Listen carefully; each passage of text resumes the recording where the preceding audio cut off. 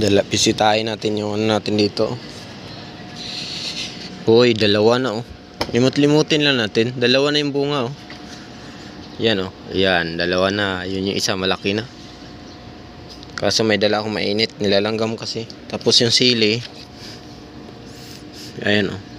Marami ng bulaklak ito oh. Yung para tuloy namatay sila. Alam nyo, nilagyan ko ito ng suka eh. Hinalos tubig. Kasi may napanood ako sa video ba na suka daw. Halos tubig. Para matanggal yung mga langgam. Ayun oh. Daming langgam. Pa tayo. Saan? Saan pa? Nilagyan ko nga itong sabon eh. Kahapon. Wala effect din naman. Bumabalik yung langgam eh. Ayan oh. Patayin langgam. Yan, dalawa kayo. Yan. Yan oh. Mainit na tubig yan. Para patay diretso. Tinatanggalan ko na lang eh. Ito. Kasi napuputol nila yung ano. Akala ko wala lang silang pakinabang. Akala ko wala lang ba sa laman. Kaso napuputol nila yung mga ano, bulaklak. Sayang, dami pa naman bulaklak nito. Yung iba napuputol nila, nasasira. Binayan dito sa puno eh. So, kaya yung bahay nito. Ito oh. Ayaw mong pakuha. Ito oh. Kuhanan muna natin. Dami oh.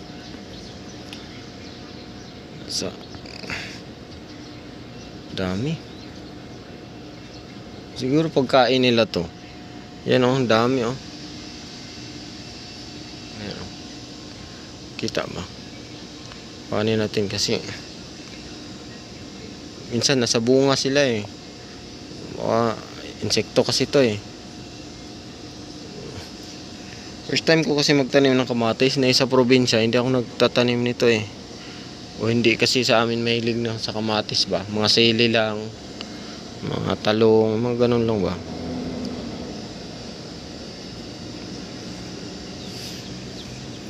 Yan oh. Dami rin dito. Diyan kayo. Yan ang dami oh. Sa sili meron din eh. Kaya nilagyan ko rin na ng suka. Binuhusan ko. Itong isa.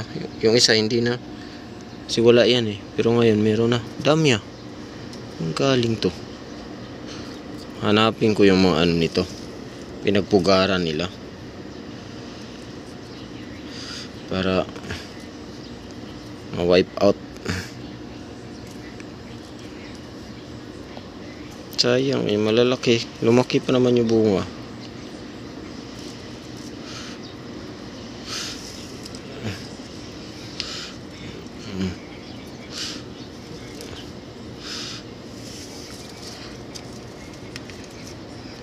Sorry. Okay, kinagat pa ako. Kubawi pa yung isa.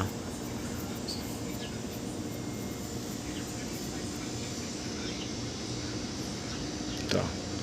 Gabalayin natin ulit.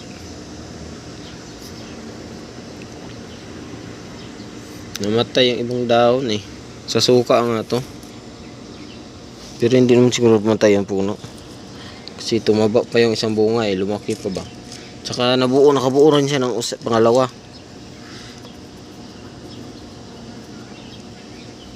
Kailangan lang natin itong tanggalan ng langgam kasi hindi maaaring langgam dito.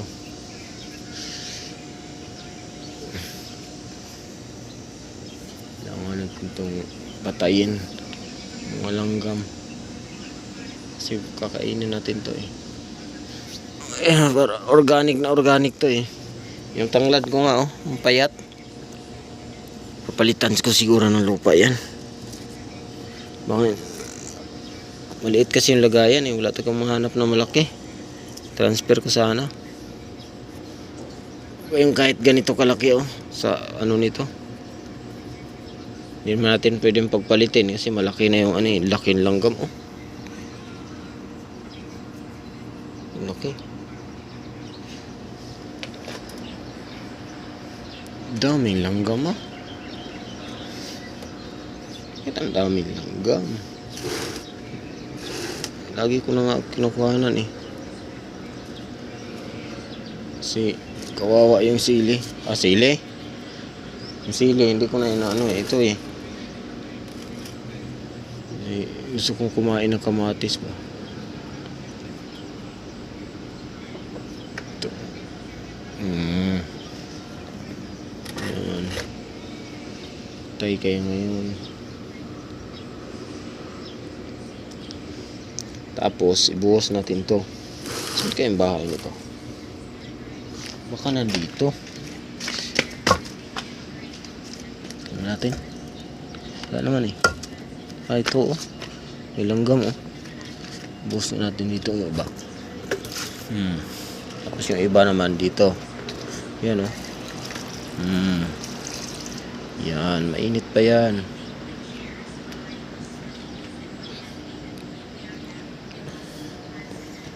Diba?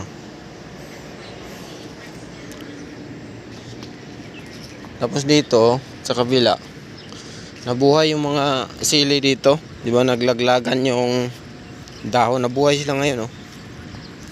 Tapos yung malaki nag-green ulit oh. Sabihin, tumaba siya. Kaso yung iba hindi na nag-green. Pero maraming talbos. Maraming tumubo, nabuhay, naglaglagan. Yun nga lang, matagal ulit siguro tumumunga. So yun na muna. At least nabuhay. Nilinis ko na nga yung paligid oh. Para hindi ang haba kasi ng damo. Para hindi tayo pagalitan. Saka green na green yung damo eh. Pero yung inisprayan oh, marami din buhay. Kasi halos araw-araw umuulan.